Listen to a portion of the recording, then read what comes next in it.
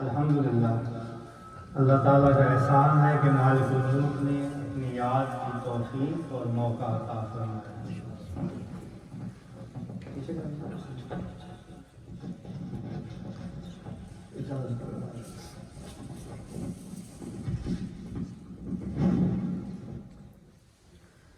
الحمدللہ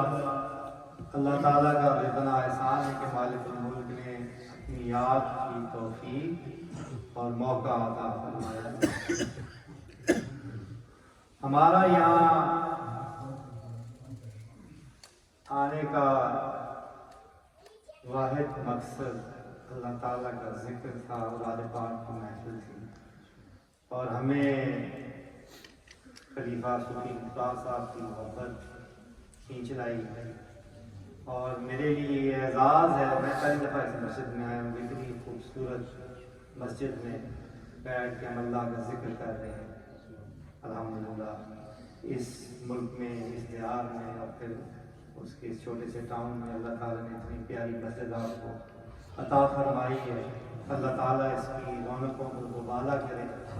اس میں ہمیشہ بڑھ چڑھ کے آپ حصہ لیا کریں، اس کے تمام امور میں مسجد کے۔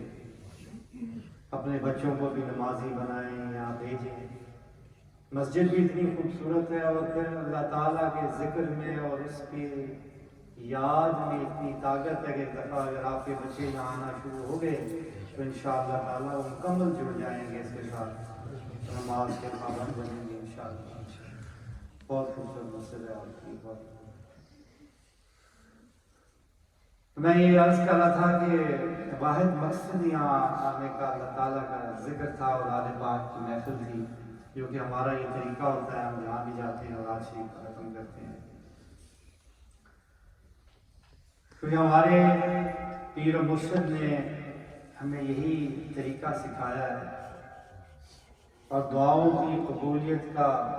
یہی راز بتایا ہے کہ اللہ تعالیٰ کا ذکر کرو۔ اگر اللہ کا ذکر کرو گے تو اللہ تعالیٰ آپ کے سینوں کو صاف فرما دے گا، آپ کے دلوں کو نرم کر دے گا، اور اس میں نبی کریم صلی اللہ علیہ وآلہ وسلم کا عشق اور محبت ڈال دے گا، آپ صلی اللہ علیہ وسلم کی وابستگی اور آپ کی نسبت کے نور سے ان سینوں کو منور کر دے گا۔ اور جب دل کی گہرائیوں سے آپ نبی کریم علیہ السلام کی نسبت حاصل کر لیں گے،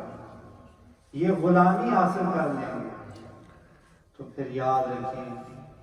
کہ یہ دنیا بھی ایسے لوگوں کی یہ دنیا بھی ہے اور آخرت بھی، دونوں، کیونکہ اللہ تعالیٰ اپنے محبوب کے سچے غلاموں کو اور اپنے محبوب کے ساتھ حقیقی نسبت رکھنے والوں کو کبھی بھی شرمندہ اور رسوا نہیں ہونے دیتا، کبھی بھی مجبور اور محتاج نہیں ہونے دیتا، کبھی بھی کسی بھی مقام پہ تنہا نہیں چھوڑتا، نہ اس دنیا میں اور نہ ہی آخرت میں۔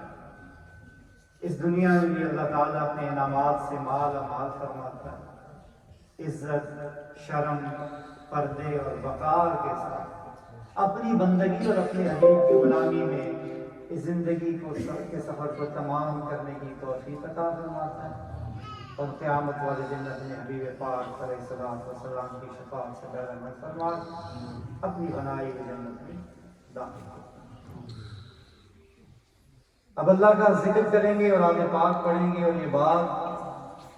تمام بھائیوں کو اور میرے بچوں کو پیش نظر رکھنی چاہیے کہ جب آپ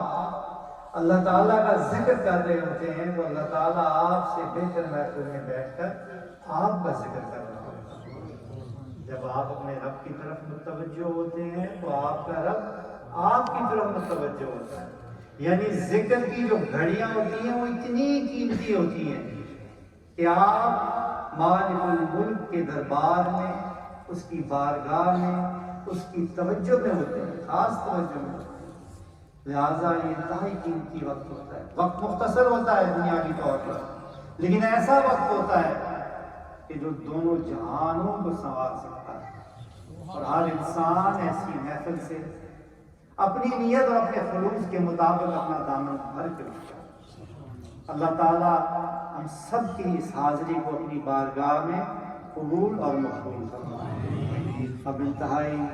توجہ کے ساتھ اور عاجزی کے ساتھ اللہ کا ذکر کریں۔ بسم اللہ الرحمن الرحیم۔